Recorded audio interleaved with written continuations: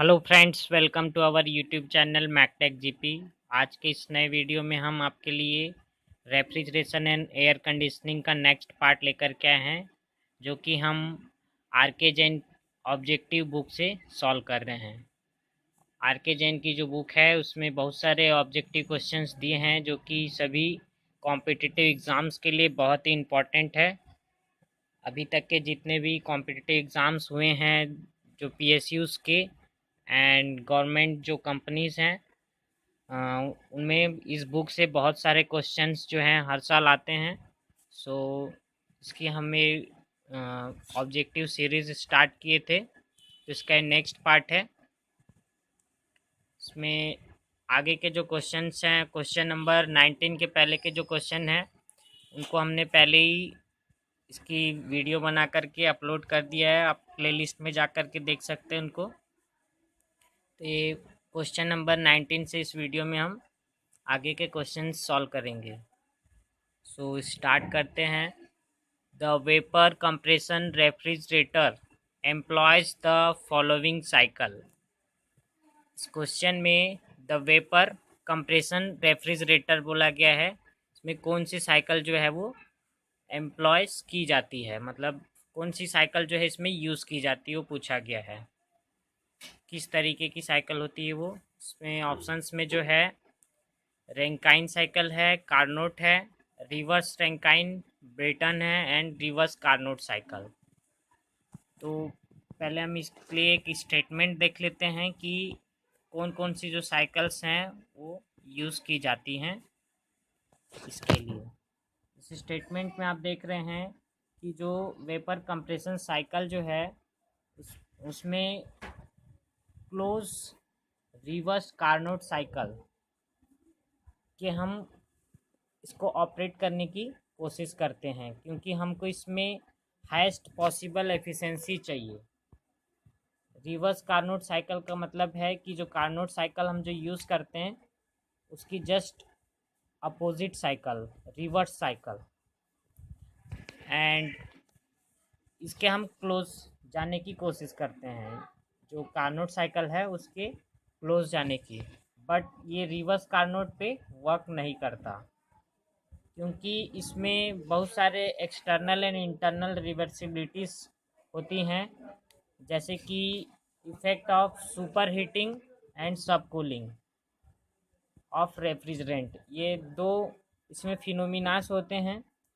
इसके कारण जो जो हम साइकिल वेपर कंप्रेशन जो साइकिल है उसको बोल सकते हैं कि जो रैंकाइन साइकिल है, रिवर्स रैंकाइन साइकिल, उसके हम इसको क्लोज लेकर के जा सकते हैं।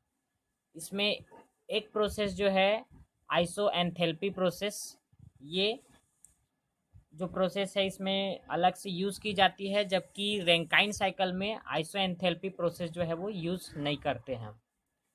इसको हम देख लेते हैं किस तरीके से हम इस साइकिल को ऑपरेट करते हैं। ये वेपर कंप्रेशन साइकिल है। इसमें जो है हम start first point saturated vapour से स्टार्ट कर रहे हैं, एंड सेचुरेटेड वेपर को हम कंप्रेस कर रहे हैं कंप्रेसर में 0.2 तक के, जब तक कि ये सुपर हीटेड हो जाए। देन इसको कूल करेंगे कंडेंसर में। ये कंडेंसर वाला पार्ट है, एंड ये पहला वाला जो था वो कंप्रेसर वाला पार्ट था। देन इसको हम एक्सपांड कर रहे हैं। एक्सपांड या इसको थ्रोटलिंग प्रोसेस बोलते हैं। 0.3 to 4, 3 to 4 में एक एक्सपांसन वॉल होता है जिससे हम इसको पास कराते हैं, जिससे कि जो कूल्ड लिक्विड है जो 0.3 पर लिक्विड फॉर्म में चेंज हो जाएगा। वेट कंडीशन में जो वेपर है, वेपर कन्वर्ट होके वेट हो जाएगा। देन इसको हम थ्रोटल वाल से पास कराएंगे तो ये बहुत ही वेट कूल पोजीशन में चले जाएगा। इसका टेम्परेचर जो है वो माइनस में पहुंच जाता है, जिससे कि हमको कूलिंग इफेक्ट यहीं से मिलेगा। ये बहुत ही ज़्यादा कूल होने के कारण ये हीट गेन करता है सिस्टम से हीट गेन करेगा और ये हीट अप हो जाएगा। देन फिर हम इसको कंप्रेस करेंगे। यदि हम रैंकाइन साइकिल देखें तो रैंकाइन साइकिल सेचुरेटेड लिक्विड से स्टार्ट होती है इस पॉइंट से। यहाँ से हम स्टार्ट करते हैं, सेचुरेटेड लिक्विड को हम पंप करते हैं पहले, देन उसको हम हीट एडिशन करेंगे फर्नेस में। हीट एडिशन जो है वो 0.1 हो गया, ये 0.2 से लेकर के तो 0.3, 0.4 एंड 0.5, 0.3, 0.4 एंड 0.5 तक के हम इसमें हीट एडिशन करते हैं। जो कंडेंसेशन प्रोसेस है वो पूरी हीट एडिशन प्रोसेस हो जाती है रैंकाइन साइकिल में। देन 0.4 से हम इसको एक्सपांड कराते हैं टरबाइन में पावर आउटपुट के लिए, एंड देन फिर इसको कंडेंस कराते हैं। ये कंडेंसिंग वाली प्रोसेस जो है वो नीचे होती है। तो इस तरीके से हम इसको close to Rankine, reverse Rankine cycle बोल सकते हैं, क्योंकि ये अपोजिट रिवर्स डायरेक्शन में चल रही है इस तरीके से, एंड रैंकाइन साइकिल जो है वो क्लॉकवाइज इस डायरेक्शन में चलती है। ये एंटी क्लॉकवाइज है वेपर कंप्रेशन साइकिल जो है, और जो रैंकाइन साइकिल है वो क्लॉकवाइज डायरेक्शन में चलती है।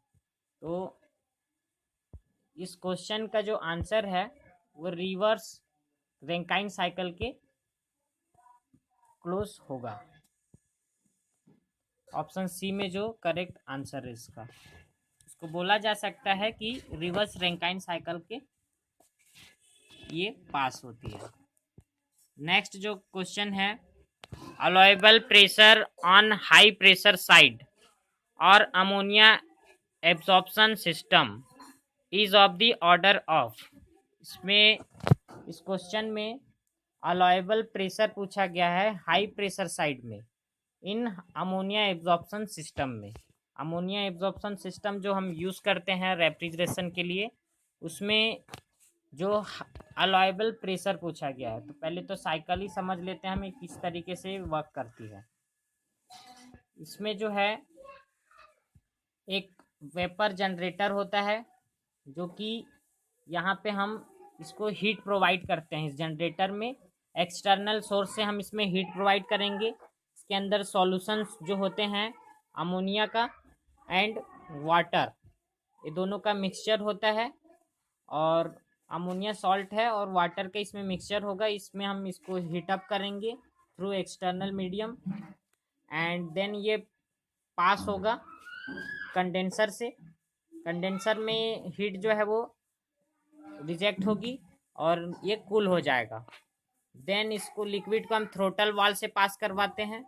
थ्रोटल वाल में ये सब कूल हो जाता है, मतलब ये बहुत ही इसकी जो टेम्परेचर है वो डिक्रीज हो जाती है। देन ये एवापोरेटर में जाएगा, जहाँ से कि ये हीट गेन करेगा। जिस स्पेस को हम कूल करना है वहाँ से हम इसमें हीट गेन करवाएंगे। देन ये एब्जॉर्वर में जाएगा। एब्जॉर्वर जो डिवाइस है इसमें दो तरीके से वर्क करता है। जो बोला जाए कि एक तो एक सॉल्यूशन जो है वो यहाँ से पास होगा और पंप होकर के इस डिवाइस पंप से हम इसको पंप करेंगे जनरेटर में, इस सॉल्यूशन को भेजेंगे, और जो वीक सॉल्यूशन है वो वीक सॉल्यूशन दोबारा इसमें आते जाएगा एब्जॉर्वर में। जो स्ट्रॉन्ग सॉल्यूशन होगा वो ऊपर से इसमें चले जाएगा कंडेंसर में, और जो वीक सॉल्यूशन है वो एब्जॉर्वर में जाएगा। एब्जॉर्वर में मिलने के बाद में फिर से ये पंप होकर के वेपर जनरेटर में जाएगा। इस तरीके से साइकिल वर्क करती है। तो इसमें जो हाई प्रेशर साइड है वो जनरेटर के ऊपर है, क्योंकि हम पंप होने के बाद में ये जनरेटर में जा रहा है वेपर जनरेटर, और जनरेटर के बाद में हाई प्रेशर जो वेपर है वो कंडेंसर में जाएगी। और जो थ्रोटलिंग के बाद में जो है प्रेशर जो है इसका डिक्रीज हो जाता है। थ्रोटल होगा मतलब एक्सपांड होगा, एक्सपांसन प्रोसेस होगी, और ये लो प्रेशर हो जाएगी। तो जो इसमें अलाउएबल प्रेशर जो है, जो हाईएस्ट प्रेशर जो बोला जाता है इस साइकिल में, वो 14 to 16 एटमॉस्फेरिक प्रेशर होती है। एट दी ये जो प्रेशर है वो ड्यू पॉइंट प्रेशर बोला जाता है इसको, और ये अबाउट 35 डिग्री सेंटीग्रेड, क्योंकि यहाँ पे जनरेटर के बाद वाला टेम्परेचर है ये। जैसे कि इस डायग्राम में देखिए आपने कि ये जनरेटर का बाद वाला प्रेशर है ये, क्योंकि यहाँ पे हम हीट प्रोवाइड कर रहे हैं एक्सटर्नल सोर्स से, इसको हीटअप कर रहे हैं सॉल्यूशन को, तो इसका टेम्परेचर जो है वो 35 डिग्री सेंटीग्रेड तक के जाएगा और जो प्रेशर है वो 14 to 16 एटमॉस्फेरिक प्रेशर होगा। लेकिन हमको इस क्वेश्चन में अलाउएबल प्रेशर पूछा गया है, तो अलाउएबल प्रेशर जो है वो 5 to 6 बार के रेंज में होता है। ऑप्शन डी जो है इसका करेक्ट आंसर होगा। नेक्स्ट जो क्वेश्चन है, the moisture in a refrigerant is removed by, refrigerant जो है उसमें से जो मॉइस्चर हम कैसे रिमूव करते हैं, ये पूछा गया इस क्वेश्चन में, किस डिवाइस की हेल्प से हम इसको रिमूव करेंगे मॉइस्चर को। तो इस डायग्राम में देख रहे हैं आप, ये एक रेफ्रिजरेंट ड्रायर है। रेफ्रिजरेंट ड्रायर का जो जनरली यूज़ जो है वो मॉइस्चर को रिमूव करने के लिए यूज़ किया जाता है। इसमें आप देख रहे हैं कि दो इनलेट एंड आउटलेट सेक्शन है, ये इनलेट सेक्शन है ये, एंड ये आउटलेट सेक्शन है, आउटलेट ट्यूब बोला गया इसमें। तो ये इनलेट हो रहा है कंडेंसर से, कंडेंसर में पास होने के बाद में जो सबकूल लिक्विड जो है, जो रेफ्रिजरेंट जो है वो इसके अंदर से आएगा, और इसमें जो मॉइस्चर है इसमें दो फिल्टर्स लगे होते हैं। इन फिल्टर्स का काम होता है कि मॉइस्चर को इससे रिमूव करने का, इससे अलग करने का। तो ये मॉइस्चर को हटा करके यहाँ एक टैंक में फिल कर देते हैं, नीचे एक टैंक जैसा बना है, इसको हम रिसीवर टैंक भी बोलते हैं, जो कि रेफ्रिजरेंट को स्टोर करने का भी काम करता है कुछ टाइम के लिए। देन यहाँ पे मॉइस्चर दोनों लेयर में निकल जाने के बाद में यहाँ पे स्टोर होगा कुछ टाइम के लिए, और यहाँ से ये बाईपास हो जाएगा एक्सपांसन वॉल के लिए। एक्सपांसन वॉल में ये फिर जो है बहुत ही ज़्यादा ठंडा हो जाएगा, एक्सपांसन वॉल से होकर के यदि गुजरेगा तो ये तो बहुत ही कूल हो जाता है, टेम्परेचर जो है बहुत ही डिक्रीज हो जाती है इसकी। तो ये जो डिवाइस है इसको हम ड्रायर बोलते हैं, रेफ्रिजरेंट ड्रायर। तो जो आंसर में है इसके ऑप्शन में, वो ऑप्शन डी जो है इसका करेक्ट आंसर होगा, ड्रायर्स। ड्रायर्स जो है वो मॉइस्चर रिमूव करने के लिए यूज़ की जाते हैं। नेक्स्ट जो क्वेश्चन है, the condensing pressure due to the presence of non condensable gases. इस क्वेश्चन को पहले आप अच्छे से समझ लीजिए कि स्टेटमेंट में बोला क्या गया है। Condensing pressure due to presence of non-condensable gases as compared to actual required condensing temperature without non-condensable gases। Comparison पूछा गया इसमें कि जो कंडेंसिंग प्रेशर होगा, जो कंडेंसिंग प्रेशर जो है वो उस कंडीशन में जब नॉन कंडेंसेबल जो गैसेस हैं वो प्रेजेंस होंगे, अस कंपेयर टू, इसको कंपेयर किया गया है actual required condensing temperature without non condensable gases. इन दोनों के बीच में क्या रिलेशन बनता है वो बताना है। तो जो नॉन कंडेंसेबल गैसेस का जो इफेक्ट है उसको हम देख लेते हैं पहले, कि जो नॉन कंडेंसेबल गैसेस के कारण यदि प्रेजेंस है हमारे रेफ्रिजरेंट में तो उसके कारण क्या इफेक्ट्स आते हैं। इसके कारण जो है वो high temperature in high side pressure, ये जो है इसका इफेक्ट होगा, and high pressure wall will become very hot. High pressure जो वॉल्स हैं वो बहुत ही हीटअप हो जाएंगे, and organic acid will form, organic acid वहाँ पे फॉर्म हो जाएगी इसके साथ में रिएक्ट होकर के। Then they will cause a early compressor failure, compressor failure का भी ये कारण बनते हैं। तो जो इसका करेक्ट जो आंसर होगा वो जो नॉन कंडेंसेबल गैसेस के कारण जो कंडेंसिंग प्रेशर होगा वो ज़्यादा होगा। जैसे कि इसमें स्टेटमेंट में आपने पढ़ा भी था कि जो प्रेशर एंड टेम्परेचर दोनों ही हाई हो जाते हैं एक्सटर्नल जो नॉन कंडेंसेबल गैसेस यदि उसमें प्रेजेंट रहे तो। नेक्स्ट जो क्वेश्चन है, critical pressure of a liquid is the pressure, critical pressure of a liquid is a pressure. इसमें ऑप्शंस में जो है above which liquid will remain liquid, above which liquid become gas, above which liquid become vapor, and above which liquid become solid, at which all the three phase exist together। तो पहले तो हम critical point के बारे में जान लेते हैं कि क्रिटिकल पॉइंट आखिर होता क्या है। ये क्रिटिकल पॉइंट जो है, इसमें आप देख रहे हैं इस ग्राफ में, ये टेम्परेचर वर्सेस प्रेशर ग्राफ है कार्बन डाइऑक्साइड गैस के लिए, जिसमें आप इसमें देख रहे हैं दो पॉइंट्स दिए हैं, एक ट्रिपल पॉइंट है एंड एक क्रिटिकल पॉइंट है। तो क्रिटिकल पॉइंट के बारे में पहले देख लेते हैं हम। एक ऐसा पॉइंट है जिसमें कि इसके बिलो देखेंगे तो गैस रीजन है, एंड लेफ्ट साइड में लिक्विड है, एंड फिर ऊपर अगर जाते हैं तो सुपर क्रिटिकल फ्लूइड हो जाएगा ये। तो ये तीन फेस इस पॉइंट पे एग्जिस्ट करते हैं। एंड ट्रिपल पॉइंट में जो है गैसेस फेस है, एंड सॉलिड फेस है, एंड लिक्विड, ये तीनों ही फेस इस पॉइंट पे एग्जिस्ट कर रहे हैं। तो इस क्वेश्चन में पूछा गया है कि critical pressure at which liquid pressure पूछा गया है। इसके अब अगर जाएंगे तो जो प्रेशर, यदि हम प्रेशर बढ़ाते हैं तो कौन सा हमको फेस मिलेगा। तो क्रिटिकल पॉइंट ये हो गया।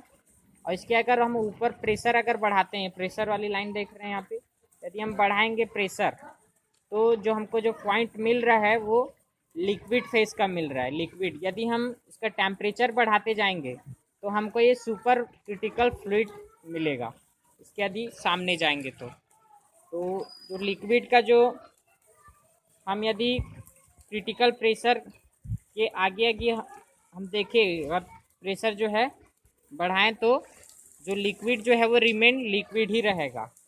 लिक्विड जो है अपना फेस चेंज नहीं करेगा, डायरेक्ट लिक्विड टू लिक्विड ही रहेगा ये, जैसे कि आपने इसमें देखा था डायग्राम में। नेक्स्ट क्वेश्चन भी है, उसमें भी टेम्परेचर के बारे में है। Critical temperature is the temperature above which a gas will never liquidify, a gas will immediately liquidify, and water will evaporate, water will never evaporate, and last is none of the above। तो इसमें भी critical जो point है, इसके आगे यदि हम temperature बढ़ाते हैं, पहले हम प्रेशर बढ़ा रहे थे तो लिक्विड जो है वो, इसके आगे जो है लिक्विड लिक्विड ही रहेगा।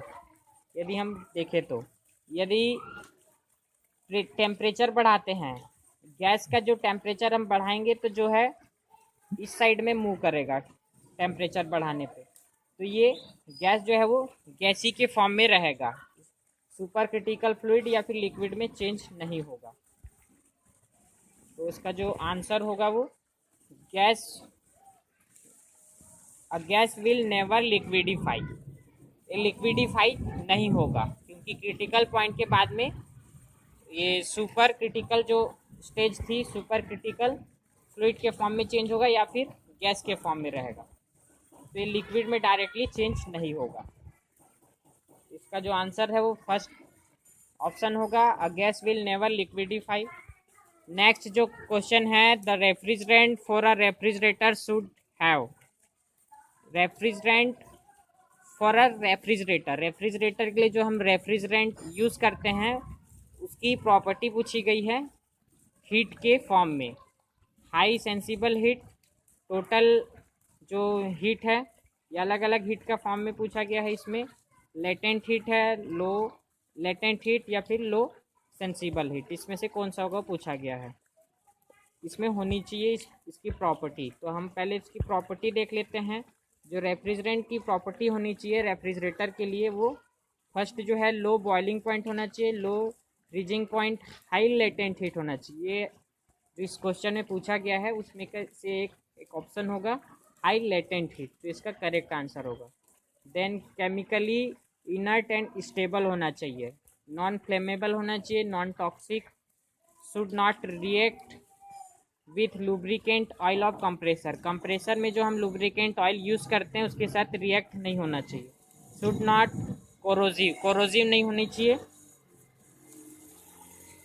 कोरोजिव नेचर का नहीं होना चाहिए ये, ताकि जो हम एलिमेंट्स जो यूज़ करते हैं, जो कंपोनेंट्स, वो कोरोडेड ना हो इसके कारण। तो जो करेक्ट जो आंसर होगा इस क्वेश्चन का वो हाई लेटेंट हीट होगा, जो ऑप्शन सी में है। हाई लेटेंट हीट होनी चाहिए रेफ्रिजरेंट की। सो लास्ट क्वेश्चन था इस पार्ट का। नेक्स्ट पार्ट में हम आगे के क्वेश्चंस डिस्कस करेंगे, उसको जल्दी ही हम अपलोड करेंगे। So thank you for watching this video. Please like and share करना ना भूलिएगा इस वीडियो को, और हमारे चैनल को अभी तक अगर सब्सक्राइब ना किया हो तो प्लीज़ सब्सक्राइब कर लीजिएगा, ताकि ऐसी ही वीडियो हम आप तक पहुंचा सके। एंड नोटिफिकेशन बेल आइकन को ज़रूर प्रेस कर दीजिएगा, ताकि जब भी कोई नया वीडियो हम अपलोड करें उसका नोटिफिकेशन आप तक पहुंच जाए। So thank you.